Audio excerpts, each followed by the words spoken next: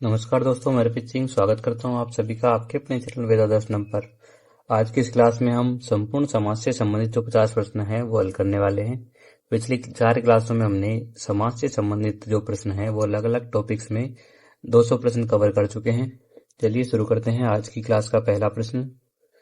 प्रश्न नंबर 1, कथन समासे एकार्थी भावः सामर्थ्यं स्वीक्रियते। कारण समर्थः पदविधि इति सूत्रानुसारम पदविधि समर्थाश्रितो भवति। देखिए, समास जो है उसमें एकार्थी भाव सामर्थ्य जो है वो होता है, अर्थात अनेक पदों को मिला करके एक अर्थ देने का कार्य जो है वो होता है।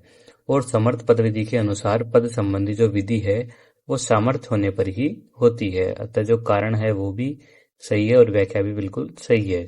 ऑप्शन ए जो है यहाँ बिल्कुल सही हो जाएगा।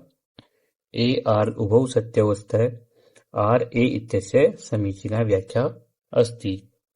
अगला प्रश्न, प्रश्न नंबर 2, कथन ए वाक्ये व्यपेक्षा लक्षणम सामर्थ्यम भवति। कारण एकार्थी भावे केवलम वाक्येषु एव दृश्यते न तु समासे। देखिए, वाक्य में जो विपेक्षा भाव है वो सामर्थ्य होता है, ये तो बिल्कुल सही है। तो कथन ए जो है वो बिल्कुल सही है, परंतु जो वो एकार्थी भाव है वो समास में होता है, वाक्य में नहीं होता। ठीक है, इसमें उल्टा लिखा हुआ है, केवल वाक्य में होता है, समास में नहीं होता। तो कारण जो है वो यहाँ गलत हो जाएगा। ए सत्य है परंतु आर सत्य है, तो ऑप्शन सी यहाँ सही हो जाएगा। अगला प्रश्न, प्रश्न नंबर 3, कथन ए अधिहरि इति समस्त पदम पुल्लिंगे भवति। कारण आर अव्ययी भावस्य इति सूत्रेण अव्ययी भाव समासः नित्यम नपुंसकलिंगे भवति। देखिए, अधिहरि जो है वो अव्ययी भाव समास होने के कारण नित्य नपुंसकलिंग में होता है, पुल्लिंग में नहीं होता। तो कथन जो है वो यहाँ गलत है। और कारण जो है उसमें अव्ययी भाव से इति सूत्रेण अव्ययी भाव समासे नित्य नपुंसकलिंगे भवति। कारण जो है यहाँ बिल्कुल सही है। ठीक है, तो ऑप्शन डी जो है वो यहाँ सही हो जाएगा। ए असत्यम परंतु आर सत्यम अस्ति। अगला प्रश्न, प्रश्न नंबर 4, पंचगवम समाहार दिगु समासस्य उदाहरणम अस्ति।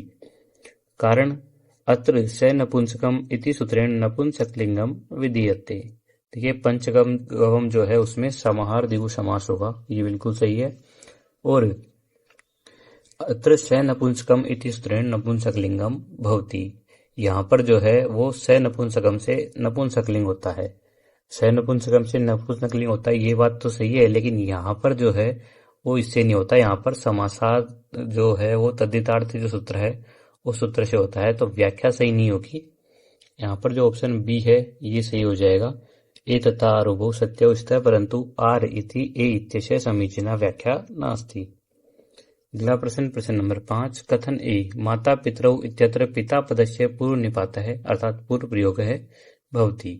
कारण अल्पाच्चतरम इति नियमेन पितु पूर्व प्रयोग है जायते। देखिए, माता पितरौ जो है उसमें माता का पूर्व प्रयोग होता है, पिता का नहीं होता, जबकि यहाँ पर पिता का बताया गया है, तो कथन बिल्कुल गलत हो जाएगा। और इसका जो कारण है वो अव्यरितम वार्तिक है, ना कि अल्पाच्चतरम, तो कारण भी यहाँ गलत है। इस तरह से दोनों ही कथन होंगे, तो यहाँ पर ऑप्शन डी सही हो जाएगा। उभौ ए तथा आर असत्यौ स्तः। अगला प्रश्न, प्रश्न नंबर 6, अधोलिखितम सम्यकम मेलयत। इनका मिलान करना है हमें।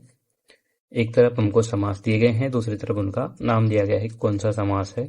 देखिए, घनश्याम है, यहाँ पर उपमान पूर्व पद कर्मधारय समास होगा। पंचगवम में समाहार दिगु समास होगा। अधिहरि जो है इसमें विभक्ति के अर्थ में अव्ययी भाव समास होता है। और इतरेतर द्वंद्व जो है वो शिव केशवों में हो जाएगा। इस तरह से 3, 4, 2, 1 ऑप्शन ए में है, तो ऑप्शन ए यहाँ बिल्कुल सही हो जाएगा। अगला प्रश्न, प्रश्न नंबर 7, अधोलिखितम सम्यक मेलयत। यहाँ पर भी मिलान करना है हमको। एक तरफ समास दिए गए हैं, दूसरी तरफ उनके लक्षण दिए गए हैं। देखिए, चोर भयम, इसमें पंचमी तत्पुरुष समास होगा भय अर्थ में। उपसर्दम में समासांत टच प्रत्यय होता है। अश्वघास है, इसमें चतुर्थी तत्पुरुष समास होगा। और पंचगवधन में बहुव्रीहि समास होगा। इस तरह से 2, 1, 4, 3 ऑप्शन ए सही हो जाएगा। अगला प्रश्न, प्रश्न नंबर 8, घनश्याम है इत्यत्र पूर्व पदम किमस्ति। घनश्याम में पूर्व पद क्या है। उपमेयम, उपमानम, साधारण धर्म, उपयुक्तम किमपि न। देखिए, घन इव श्याम है, ये इसका विग्रह रहेगा। यहाँ पर जो घन है वो उपमान है और ये पूर्व पद में है, तो यहाँ पर जो ऑप्शन बी है उपमानम, ये बिल्कुल सही हो जाएगा। ठीक है, घनश्याम में उपमान जो है वो पूर्व पद रहेगा घन, और यहाँ पर उपमान पूर्व पद कर्मधारय समास होगा, ये भी ध्यान रखिएगा। अगला प्रश्न, प्रश्न नंबर 9, पंचगवम इत्यस्य लौकिक विग्रह है। पंचगवम का लौकिक विग्रह क्या होगा? पंचगावो धनम यस्य, पंच च ते गावस्य, पंचानाम गवाम समाहार है, पंचसु गोसु। देखिए समाहार द्विगु समास होने पर यहाँ पर पंचानाम गवाम समाहार जो है ये सही विग्रह रहेगा, तो ऑप्शन सी जो है यहाँ बिल्कुल सही हो जाएगा। और यहाँ पर जो है टच प्रत्यय गौर तदित लोकी से होता है, ये भी ध्यान रखिएगा।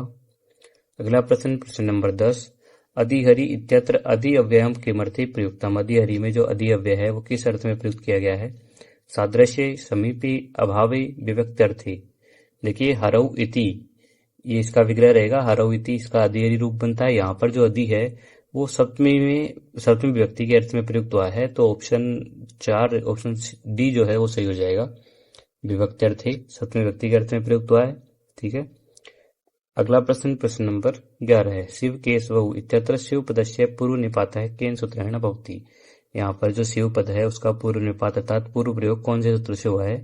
द्वंद्वेघी, अल्पाच्यतरम, अजाध्यदंतम या अभ्यर्हितम च।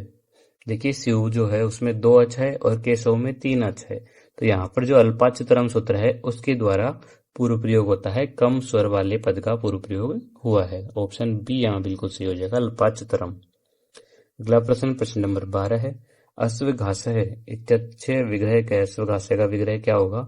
अश्वस्य घास है, अश्वात घास है, अश्वाय घास है या अश्वे घास है। देखिए यहाँ पर जो है अश्वाय घास है, ये विग्रह रहेगा ऑप्शन सी। इसका अर्थ होता है घोड़े के लिए घास। और यहाँ पर चतुर्थी तदार्थ बलित सुकृषित जो सूत्र है उससे तदर्थ अर्थ में चतुर्थी तत्पुरुष समास होता है।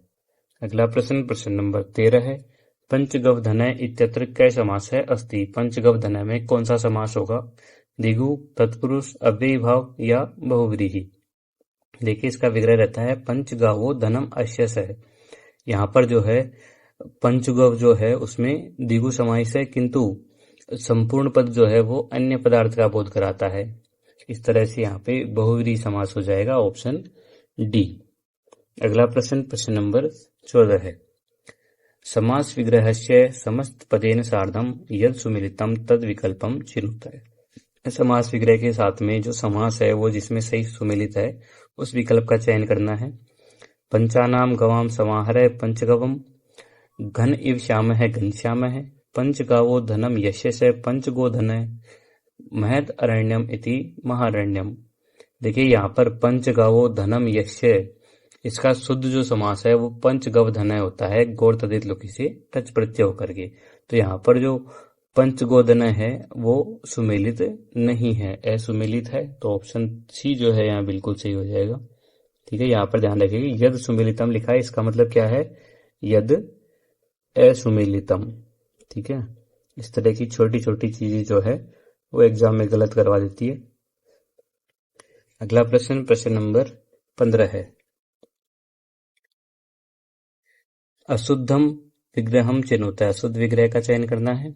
उपकृष्णम कृष्ण से समीपम, अधिहरि हरौति यथाशक्ति शक्तिम अतिक्रम्य, सहरि हरे सदृशम। देखिए यहाँ पर जो ऑप्शन डी है वो गलत हो जाएगा। हरि का जो सहरि जो है उसका साद हरे सदृशम जो है वो शुद्ध विग्रह होता है, हरे सदृशम नहीं होता। ठीक है, यहाँ पर सदृशम लिखा है जबकि क्या लिखना चाहिए था? सादृश्यम लिखना चाहिए था।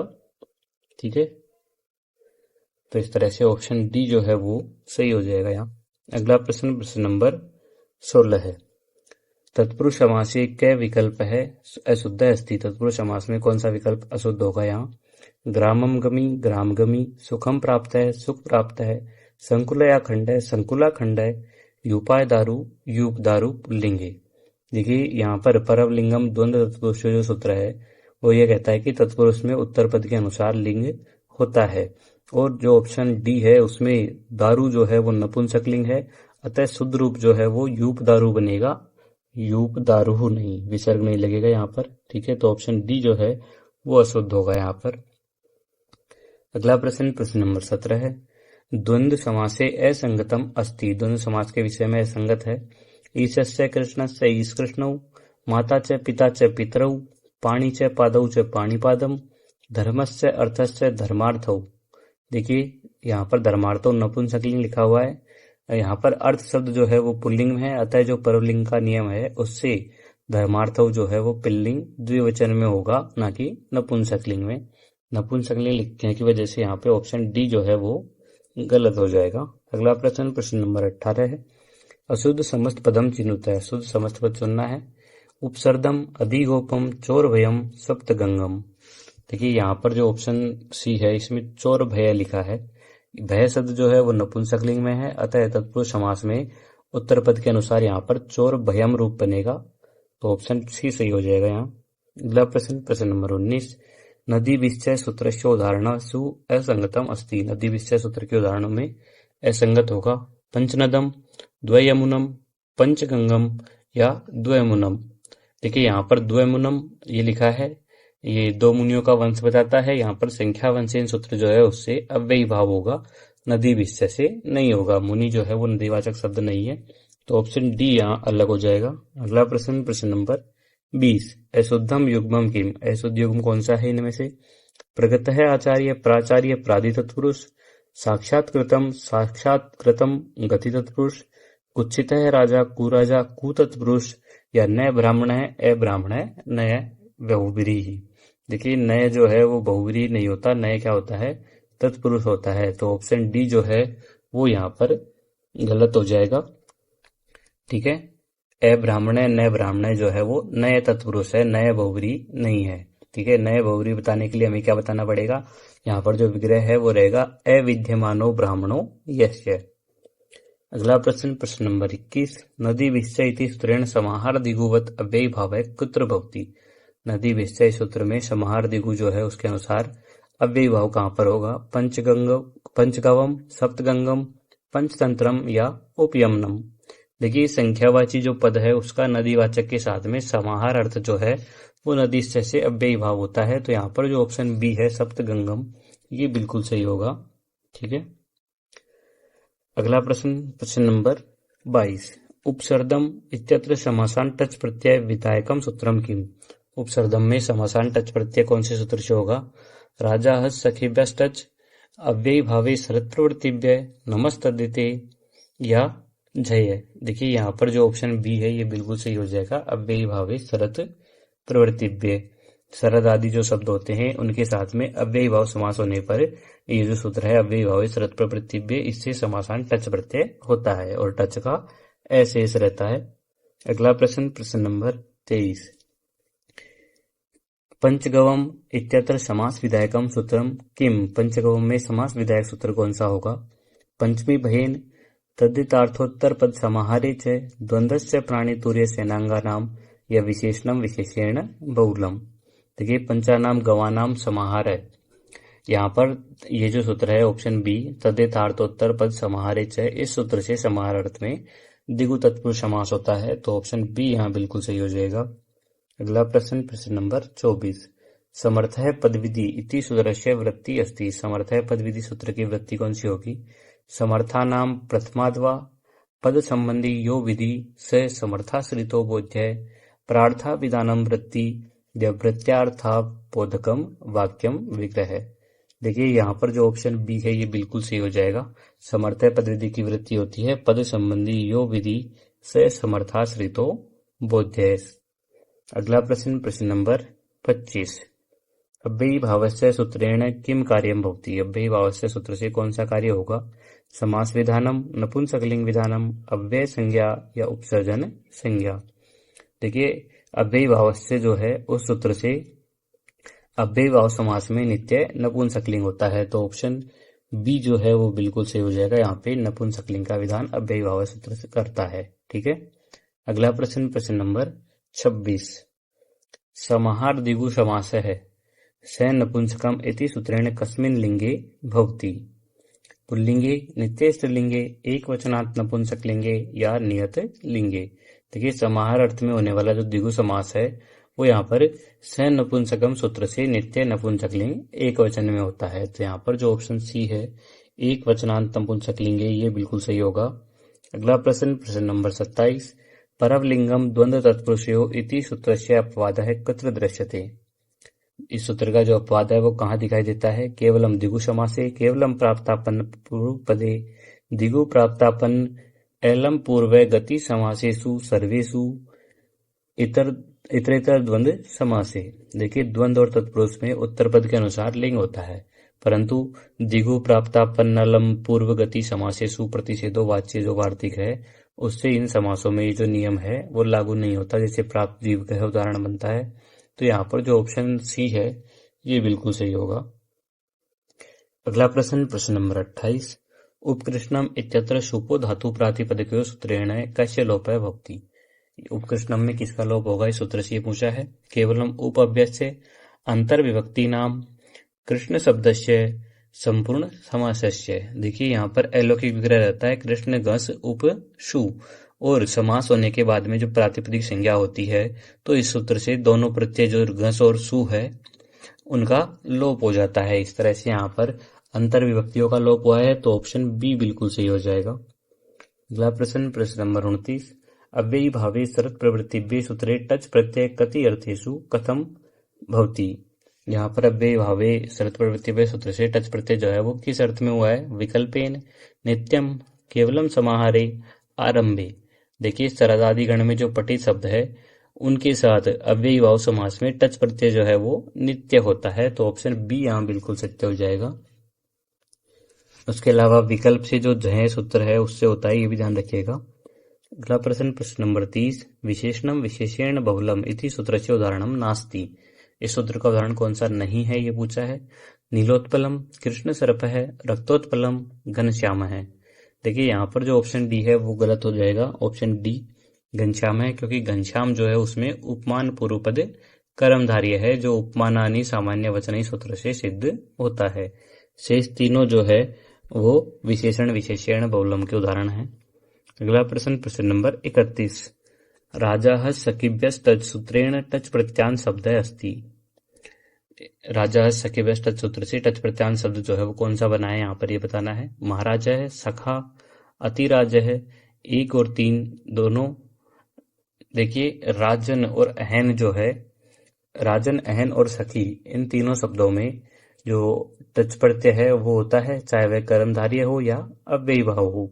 तो यहाँ पर जो ऑप्शन डी है ये बिल्कुल सही होगा, 1 और 3 दोनों में होगा। अगला प्रश्न, प्रश्न नंबर 32, द्वंद्वे घी सूत्रेण कस्य पूर्व निपातः भवति। द्वंद्वे की सूत्र से किसका पूर्व प्रयोग होगा?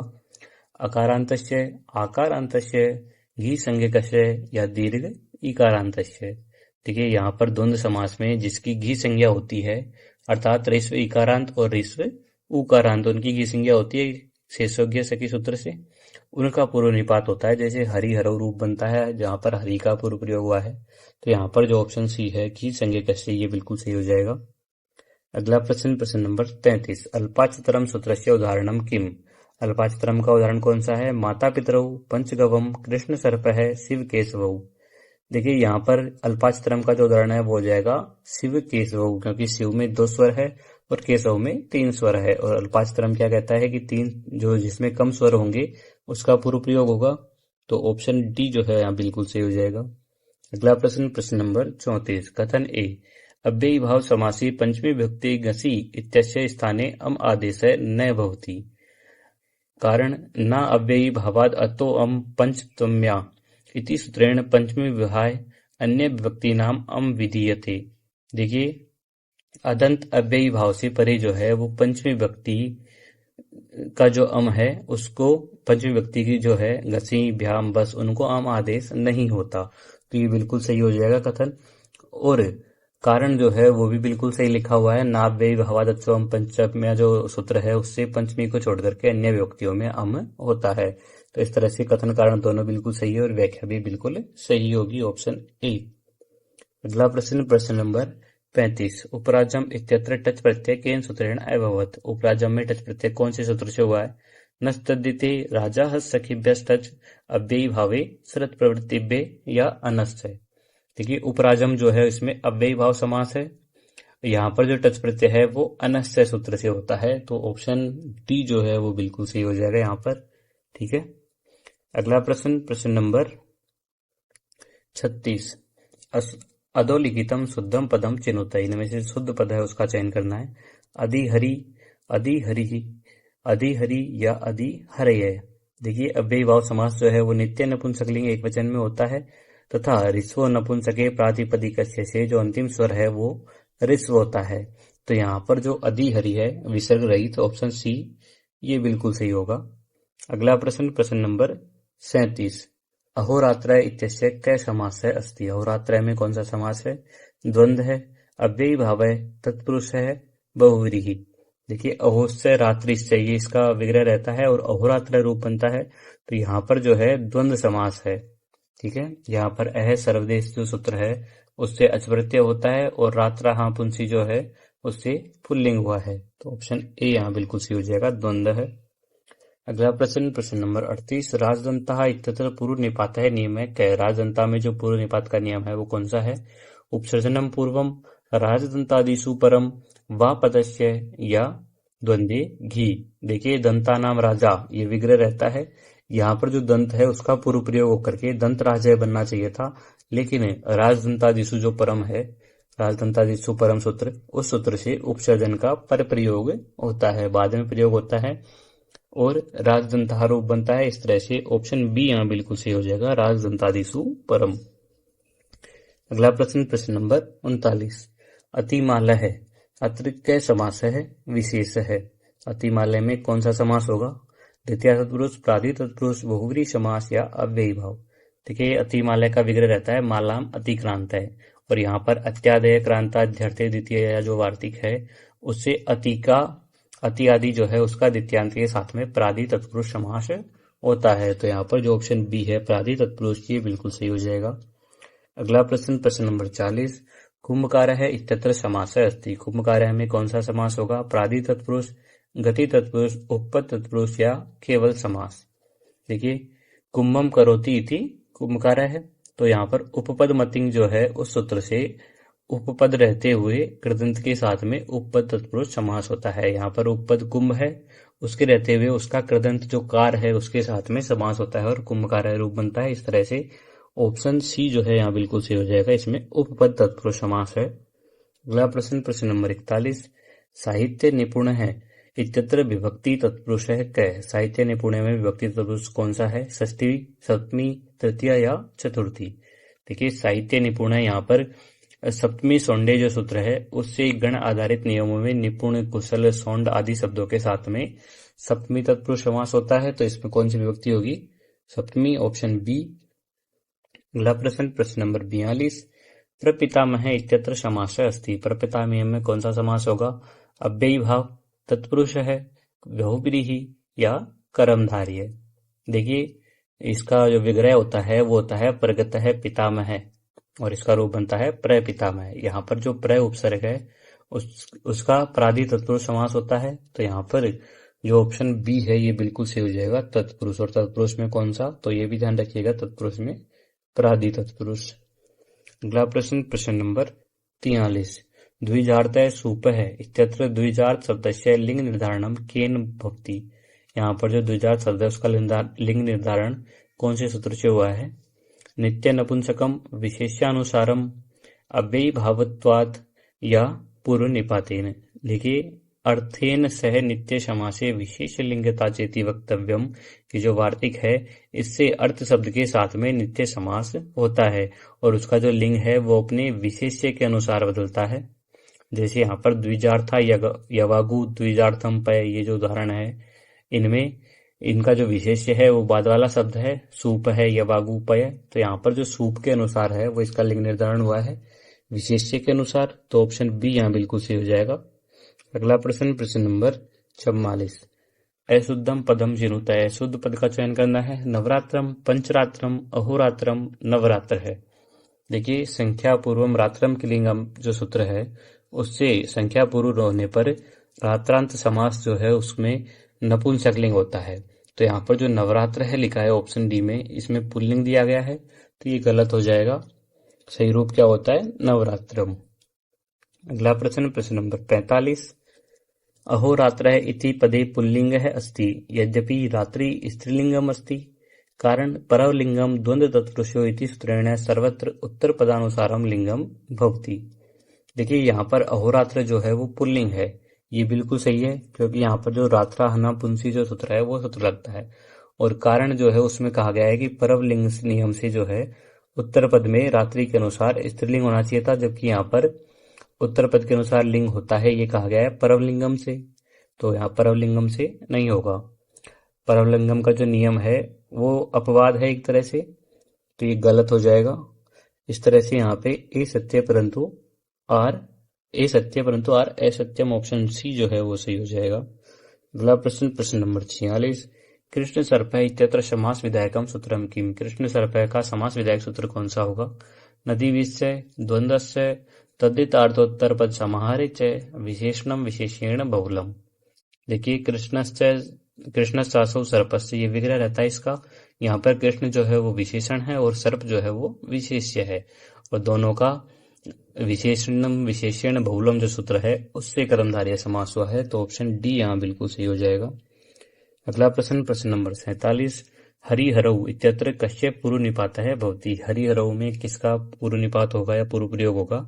हरस्य, हरे, यथेच्चम, शिवस्य। देखिए यहाँ पर द्वंद्व घी सूत्र जो है उससे हरि शब्द जो है उसकी घी संज्ञा होती है, और जिसकी घी संज्ञा होती है उसका पूर्व प्रयोग होता है। तो यहाँ पर जो हरे है इसका पूर्व प्रयोग हुआ है, ऑप्शन बी बिल्कुल सही हो जाएगा। अगला प्रश्न, प्रश्न नंबर 48। अधिगोपम इत्यस्य लौकिक विग्रह अस्ति। अधिगोपम का लौकिक विग्रह क्या होगा? गोपी इति, गोपानाम समीपम, गोपस्य योग्यम या गोपा अति। देखिए गोपा जो है इसका अर्थ होता है रक्षक, और गोपा शब्द का सप्तमी एकवचन में गोपी रूप बनता है। विभक्ति के अर्थ में अधि का समास होकर के लौकिक विग्रह में गोपी इति ये रूप रहता है, ऑप्शन ए बिल्कुल सही हो जाएगा यहाँ। अगला प्रश्न, प्रश्न नंबर 49। उरी कृत्य इत्यत्र समासः क। उरी कृत्य में कौन सा समास होगा? उपपद तत्पुरुष, गति तत्पुरुष, अव्ययी भाव या द्वंद्व। देखिए यहाँ पर जो है ऑप्शन बी गति तत्पुरुष बिल्कुल सही हो जाएगा। उरी कृत्य में गति तत्पुरुष समास है। उर्यादि डिच वाडाश्च जो सूत्र है उससे उर्यादि शब्दों की गति संज्ञा होती है, और कुगति प्रादेय सूत्र से इनका गति तत्पुरुष समास होता है। अगला प्रश्न, प्रश्न नंबर 50। नखर निर्भिन्न इत्यत्र समासः अस्ति। पंचमी तत्पुरुष, चतुर्थी तत्पुरुष, तृतीय तत्पुरुष या षष्ठी तत्पुरुष। देखिए नखय निर्भिन्न यहाँ पर जो कारण है करण कारक है, तो करण कारक होने के कारण यहाँ पर कर्तरी कृता बहुलम सूत्र से तृतीय तत्पुरुष समास हुआ है। इस तरह से यहाँ पे जो ऑप्शन सी है ये बिल्कुल सही हो जाएगा, तृतीय तत्पुरुष समास। इस तरह से हमारे समास से संबंधित 50 प्रश्न कंप्लीट हो चुके हैं, और इस क्लास के बाद समास जो है वो हमारा पूरी तरह से कंप्लीट हो चुका है। अगली क्लास में हम नया टॉपिक जो है प्रत्यय, उससे संबंधित प्रश्न हल करेंगे। मिलते हैं अगली क्लास में। आज की क्लास कैसी लगी कमेंट करके जरूर बताइएगा, चैनल को सब्सक्राइब कीजिएगा, और इसी तरह की क्विज के प्रश्न हल करने के लिए डिस्क्रिप्शन में से जो हमारा टेलीग्राम चैनल का लिंक है उससे टेलीग्राम चैनल को ज्वाइन जरूर कीजिएगा। मिलते हैं अगली क्लास में, तब तक के लिए धन्यवाद। जय तु संस्कृतम, जय तु भारतम।